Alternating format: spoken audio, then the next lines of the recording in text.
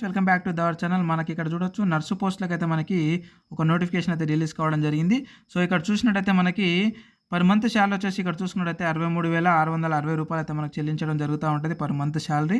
So దీనికి మనం ఎటువంటి ఎగ్జామ్ అయితే లేదు, జస్ట్ ఇంటర్వ్యూ ఉంటుంది. ఆ ఇంటర్వ్యూకి మీరు అటెండ్ అయితే ఇంటర్వ్యూలో సెలెక్ట్ అయితే మీకు ఇంటర్వ్యూ నుంచి అయితే సెలెక్ట్ అయితే అవుతూ ఉంటారు.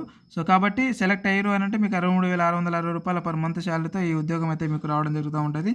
ఇకపోతే నెక్స్ట్ వన్ వచ్చేసి మనకి ఇంటర్వ్యూ మనకి ప్లేస్ వచ్చేసి ఇక్కడ చూసుకున్నట్లయితే వెన్యూ వచ్చేసి మనకి NFC guest house and Gurukul nuclear fuel complex near ECL factory Hyderabad. మనకు హైదరాబాద్లోనే ఉంటుంది ఈ యొక్క మనకి ఇంటర్వ్యూ వచ్చేసి.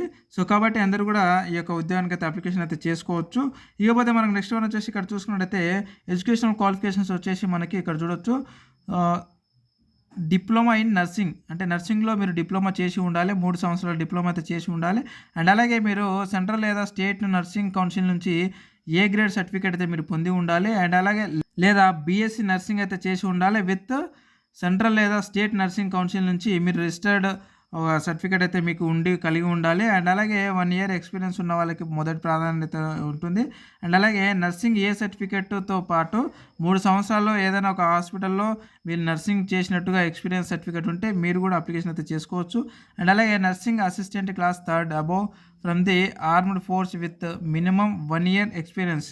సో ఆర్మ్డ్ ఫోర్స్లో కూడా 1 ఇయర్ ఎక్స్పీరియన్స్ ఉన్న వాళ్ళు కూడా దీనికైతే అప్లికేషన్ చేసుకోవచ్చు. అండ్ అలాగే ఇక్కడ చూసుకున్నట్టయితే క్యాండిడేట్స్ ఐసీయూ లేదా ఆపరేషన్ థియేటర్ లేదా కోవిడ్ డ్యూటీ ఎక్స్పీరియన్స్ ఉన్న వాళ్ళు కూడా ఈ యొక్క జాబ్కి అయితే మీరు అప్లికేషన్ అయితే చేసుకోవచ్చు. అండ్ అలాగే బేసిక్ కంప్యూటర్ నాలెడ్జ్ అయితే ఉండాలి కంపల్సరీగా.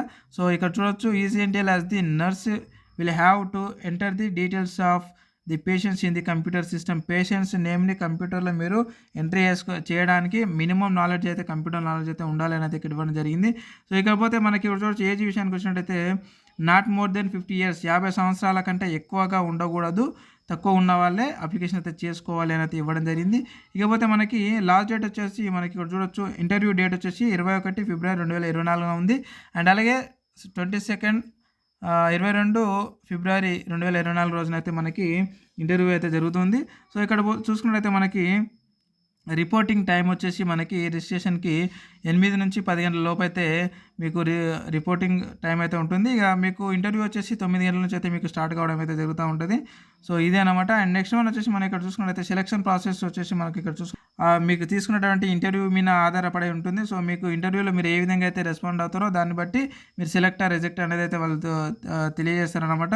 సో అది వచ్చేసి మనకి ఎవరెవరు సెలెక్టెడ్ లిస్ట్ వచ్చేసి మనకి ఈ యొక్క వెబ్సైట్లో అయితే మనకు పెట్టడం జరుగుతూ ఉంటుంది. ఇక్కడ చూడొచ్చు the list of selected candidates will be displayed on NFC website. NFC వెబ్సైట్లో ఎవరెవరు సెలెక్ట్ అయ్యారు అనేది అయితే ఆ వెబ్సైట్లో అయితే పెట్టడం జరుగుతూ ఉంటుంది. కాబట్టి అక్కడ నుంచి అయితే మీరు వెళ్ళి చూసుకోవాల్సి ఉంటుంది. సో ఇది ఫ్రెండ్స్ ఈ ఉద్యోగానికి సంబంధించినటువంటి సమాచారం. ఇంకేమైనా మీకు డౌట్స్ ఉంటే కింద కామెంట్ రూపాయలు అయితే అడగండి, అక్కడ నుంచి అయితే నేను క్లారిఫై చేస్తాను. Thank you very much. మరొక ఉద్యోగ నోటిఫికేషన్ వీడియోలో మళ్ళీ కలుద్దాం. Thank you.